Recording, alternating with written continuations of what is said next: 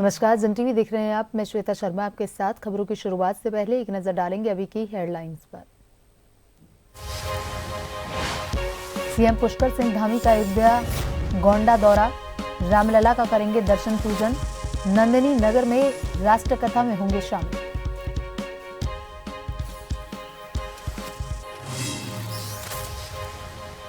अधिवक्ता सिद्धार्थ साहा बनेंगे उत्तराखंड हाईकोर्ट के नए न्यायाधीश। कल सुबह 10:30 बजे अतिरिक्त न्यायमूर्ति के रूप में लेंगे शपथ। राष्ट्रपति की मंजूरी के बाद हुई नियुक्ति। एसआईटी के सामने पेश होगी उर्मिला सनावाल। अंकिता भंडारी हत्याकांड से जुड़े सबूत होने का दावा। उत्तराखंड पुलिस की ओर से मिला सुरक्षा का आश्वासन। भाजपा के पूर्व विधायक सुरेश राठौर को हाईकोर्ट से बड़ी राहत। हरिद्वार और देहरादून में दर्ज 2 एफआईआर में गिरफ्तारी पर रोक। शिकायतकर्ता धर्मेंद्र कुमार और आरती गौड़ को नोटिस जारी। उत्तराखंड में मौसम का रौद्र रूप, कई जिलों में माइनस पहुंचा तापमान। पहाड़ों में बर्फबारी, मैदानों में घने कोहरे का येलो अलर्ट।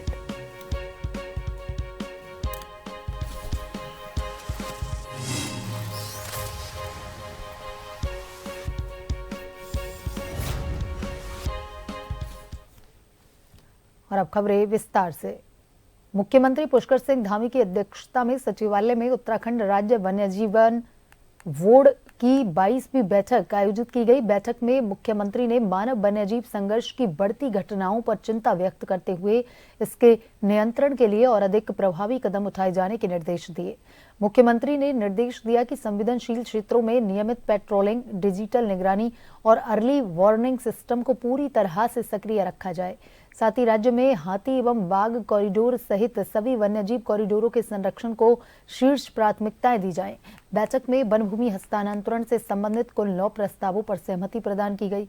वन मंत्री सुबोध उनियाल ने कहा कि राज्य वन्यजीव बोर्ड की बैठक में लिए गए निर्णय वन्यजीव संरक्षण और मानव सुरक्षा के बीच संतुलन स्थापित करने की दिशा में एक समग्र और दूरदर्शी कदम है।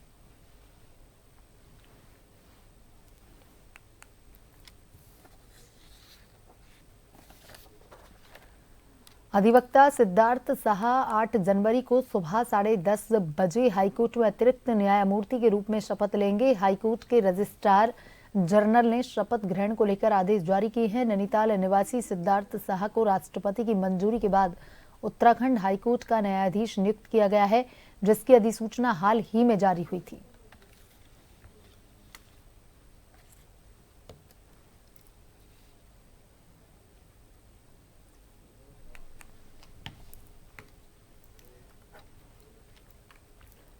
हाईकोर्ट ने भाजपा के पूर्व विधायक सुरेश राठौर के खिलाफ दर्ज एफआईआर में से 2 मामलों में गिरफ्तारी पर रोक लगा दी है। न्यायमूर्ति आशीष नेथानी की एकल पीठ ने मामले की सुनवाई करते हुए हरिद्वार के शिकायतकर्ता धर्मेंद्र कुमार और यमकेश्वर की पूर्व जिला पंचायत सदस्य आरती गौड़ को नोटिस जारी कर जवाब तलब किया है।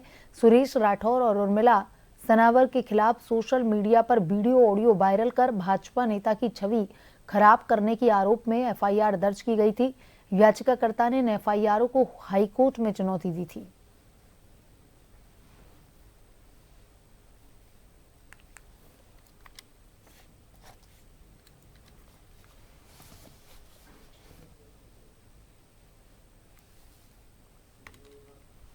तो हाईकोर्ट ने भाजपा के पूर्व विधायक सुरेश राठौर के खिलाफ दर्ज एफआईआर में 2 मामले ऐसे हैं जिनकी गिरफ्तारी पर रोक लगा दी है।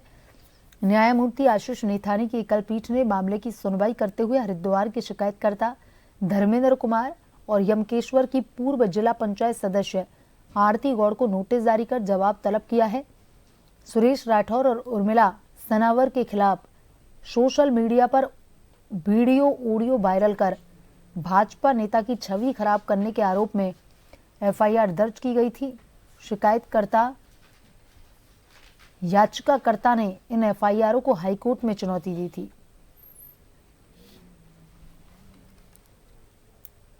अंकिता भंडारी हत्याकांड से जुड़े सबूत होने का दावा करने वाली उर्मिला सनावर आज एसआईटी के सवालों का जवाब देंगी उर्मिला सनावर को 9 दिनों से उत्तराखंड पुलिस ढूंढ रही थी, लेकिन मंगलवार रात करीब 10 बजे उर्मिला दिल्ली से देहरादून पहुंची। उनको उत्तराखंड के हिंदू नेता स्वामी दर्शन भारती खुद साथ लेकर आए। उर्मिला सनावर ने माना है कि स्वामी दर्शन भारती के अलावा उत्तराखंड पुलिस की ओर से भी उन्हें सुरक्षा का आश्वासन दिया गया था, जिसके बाद उन्होंने देहरादून आने का फैसला लिया। ऐसे में माना जा रहा है कि वे अंकिता भंडारी हत्याकांड के जुड़े सबूत सौंपेंगी।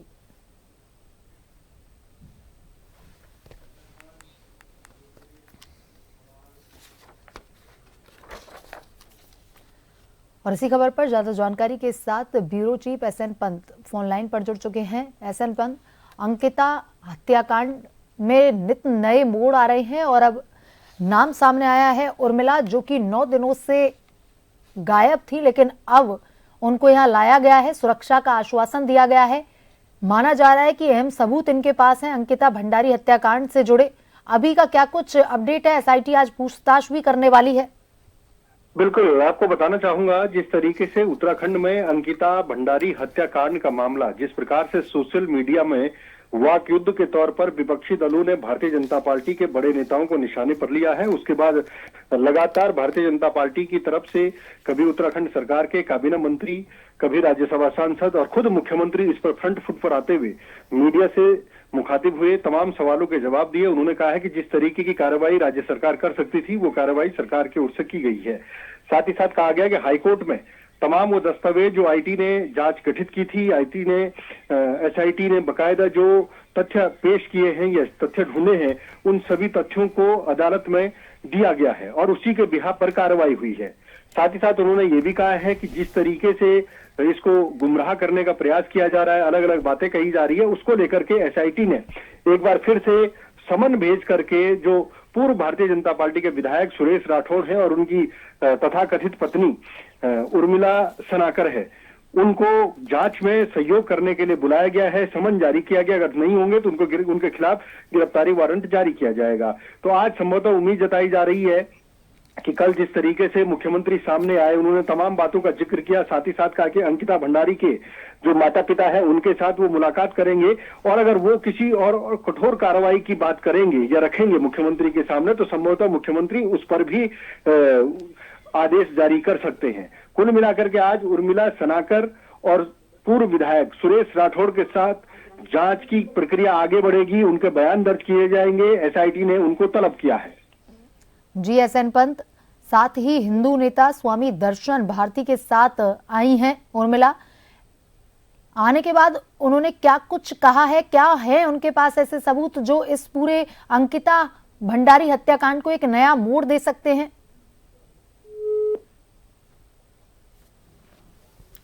तमाम जानकारी के लिए धन्यवाद।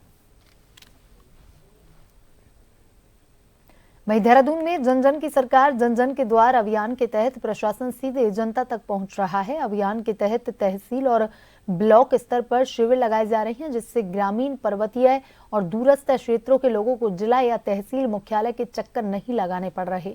जिलाधिकारी सविन बंसल ने बताया कि इन शिविरों में आधार, आयुष्मान हेल्थ कार्ड समेत विभिन्न सरकारी योजनाओं से जुड़ी समस्याओं का मौके पर ही समाधान किया जा रहा है। एक एम्बिशियस हमारा कैंपेन है जिसमें 45 दिन लगातार दूर दराज के एरियाज में हमारे बहुउद्देशीय शिविर लगने हैं, जिसमें सम्मानित लोकल जनप्रतिनिधि और हमारे सभी अधिकारी भी उपस्थित रहेंगे और जितनी भी गवर्नमेंट की स्कीम्स हैं उनका लाभ 2 स्टेप से मिल सके। और इसका जो शेड्यूल है वो पहले ही एडवांस में जारी हो चुका है। अभी जितने भी हमारे शिविर लगे हैं अब तक, उसमें ये देखा गया है कि बहुत सारे प्रमाण पत्र जो हमारे राजस्व विभाग से बनते हैं, Aadhaar card, UDID card, Ayushman card, pensions, कृषि यंत्र, उद्यान यंत्र, दवाइयाँ, बीज और हमारे चिकित्सा जांचें, कुछ हमारी बहुत ही इनोवेटिव स्कीम्स चल रही हैं रोजगार एम्प्लॉयमेंट जनरेशन के लिए, चाहे वो जीएमडीआईसी के यहाँ से हैं या। उत्तराखंड प्रदेश में लगातार शीतलहर का प्रकोप बढ़ रहा है, जिसके चलते स्वास्थ्य विभाग ने अपनी पूरी तैयारी कर ली है। इसी विषयों पर बात करते हुए देहरादून के मुख्य चिकित्सा अधिकारी मनोज शर्मा ने कहा, प्रदेश में शीतलहर के चलते सभी अस्पतालों को निर्देश दे दिए गए हैं। अस्पतालों के वार्डों में पूर्ण रूप से हीटर की व्यवस्था हो। साथ ही उन्होंने जनता से अपील करते हुए कहा कि अगर ठंड ज्यादा बढ़ जाती है तो बिल्कुल भी अनावश्यक रूप से बाहर ना निकलें। धूप निकलने पर आवश्यक रूप से कार्य पड़ने से ही बाहर निकलें। उन्होंने कहा, ठंड में गर्म कपड़ों का प्रयोग करें, साथ ही गर्म पदार्थ का सेवन करें और शराब सिगरेट का बिल्कुल भी प्रयोग ना करें। पब्लिक से भी हमारे द्वारा अपील की गई है, मीडिया के माध्यम से भी हमने अपील की है, उसमें न्यूज़पेपर में भी हमने प्रकाशित किया था कि किस तरीके से हम शीतलहर से बचाव कर सकते हैं, क्या क्या सावधानी रख सकते हैं। उसमें ये जरूरी है कि जब हम जरूरी हो, घर से आवश्यक हो तभी, उस समय जब शीतलहर चल रही हो तो तभी आवश्यक हो तभी निकले। जब घर से बाहर निकलते हैं तो पूरे शरीर को ढकने वाले गर्म कपड़े जो वो पहने, गर्म पेय पदार्थों का सेवन करते हैं और जितने भी हमारे कार्य हैं दिन के समय निपटाने की कोशिश करें जब धूप होती है। जामनगर उत्तराखंड बोर्ड की हाई स्कूल और इंटरमीडिएट परीक्षाओं में इस वर्ष 2,16,121 परीक्षार्थी परीक्षा केंद्र बनाए गए हैं, जिनमें राज्य भर में 1,261 परीक्षा केंद्र हैं, जिनमें 156 संवेदनशील, 6 अति संवेदनशील केंद्र हैं। नकल रोकने के लिए सभी केंद्रों पर मोबाइल, इलेक्ट्रॉनिक उपकरण प्रतिबंधित रहेंगे। मुख्य लिखित परीक्षाएं 21 फरवरी से 20 मार्च 2026 तक आयोजित होंगी। 2026 की परीक्षाओं के लिए कुल 2,16,121 बच्चे पंजीकृत हुए। हमारी जो प्रयोगात्मक परीक्षाएं हैं वो पूर्व में ही उसका शेड्यूल जारी कर दिया गया था। 16 जनवरी से प्रयोगात्मक परीक्षाएं हमारी प्रारंभ होंगी, जो कि 15 फरवरी तक चलेंगी। तदुपरांत जो लिखित परीक्षाओं का कार्यक्रम है, आज अनुमोदन के उपरांत यह तय हुआ है कि लिखित परीक्षाएं वो आपकी 21 फरवरी से प्रारंभ होंगी और 20 मार्च तक चलेंगी। और इसी खबर पर ज्यादा जानकारी के साथ संवाददाता राजीव फोन लाइन पर जुड़ चुके हैं। राजीव, उत्तराखंड बोर्ड की ओर से हाई स्कूल और इंटरमीडिएट परीक्षाओं का शेड्यूल जारी हो चुका है। कितने परीक्षार्थी इस वर्ष परीक्षा में शामिल होने जा रहे हैं? कितने परीक्षा केंद्र बनाए गए हैं? देखिए श्वेता जी, मैं आपको बताऊं कि उत्तराखंड विद्यालय शिक्षा परिषद द्वारा वर्ष 2026 की हाई स्कूल इंटरमीडिएट की बोर्ड परीक्षाओं की तैयारियां पूरी कर दी है। प्रयोगात्मक परीक्षाएं संपन्न हो चुकी हैं, तो वहीं 21 फरवरी से लिखित परीक्षाएं हाई स्कूल इंटरमीडिएट की शुरू होंगी, जो 20 मार्च तक चलेंगी।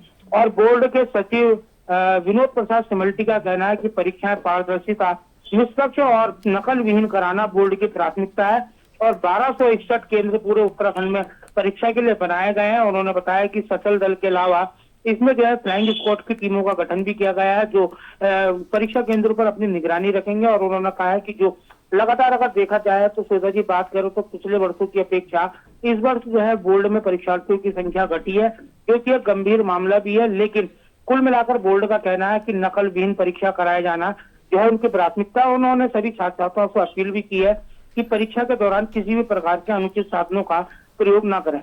जी राजीव, यहाँ 6 अति संवेदनशील केंद्र बनाए गए हैं। अति संवेदनशील केंद्रों पर क्या कुछ व्यवस्था सुरक्षा को लेकर की गई है?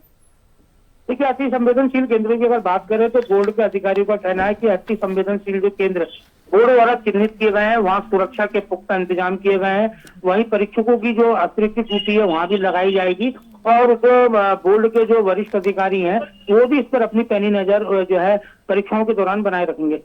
जी राजीव, तमाम जानकारी के लिए धन्यवाद।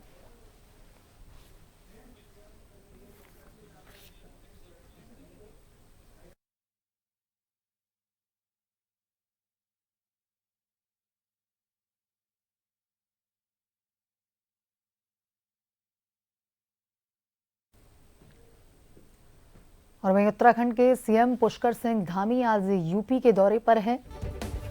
सीएम पुष्कर सिंह धामी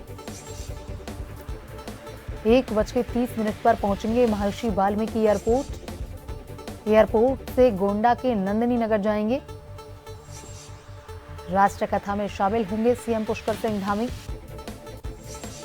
और इसी खबर पर ज्यादा जानकारी के साथ bureau chief SN Pant phone line पर जुड़ चुके हैं।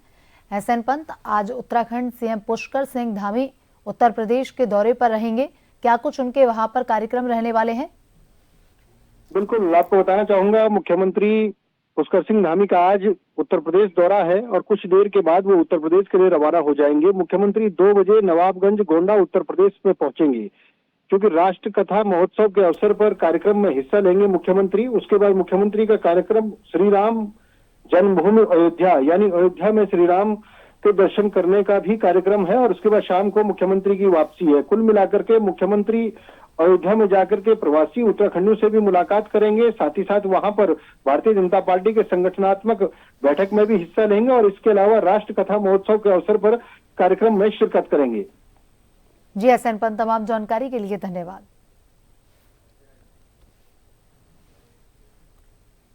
और नजर डालेंगे अभी की हेडलाइंस पर। सीएम पुष्कर सिंह धामी का अयोध्या गोंडा दौरा, रामलला का करेंगे दर्शन पूजन, नंदिनी नगर में राष्ट्र कथा में होंगे शामिल।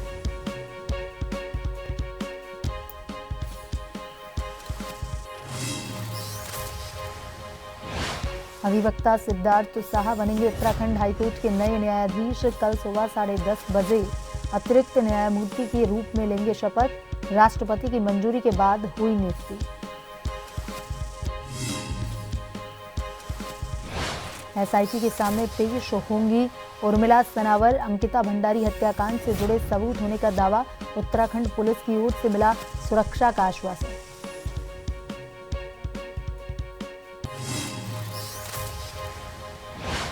भाजपा के पूर्व विधायक सुरेश राठौर को हाईकोर्ट से बड़ी राहत, हरिद्वार देहरादून में दर्ज 2 एफआईआर में गिरफ्तारी पर रोक, शिकायतकर्ता धर्मेंद्र कुमार और आरती गौर को नोटिस जारी।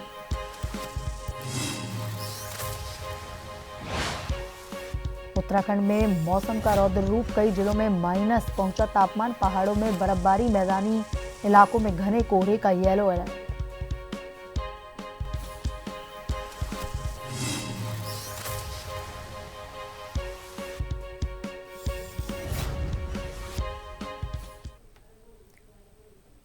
बुलेटिन में अभी तक के लिए इतना ही। बने रहिए जन टीवी के साथ। नमस्कार।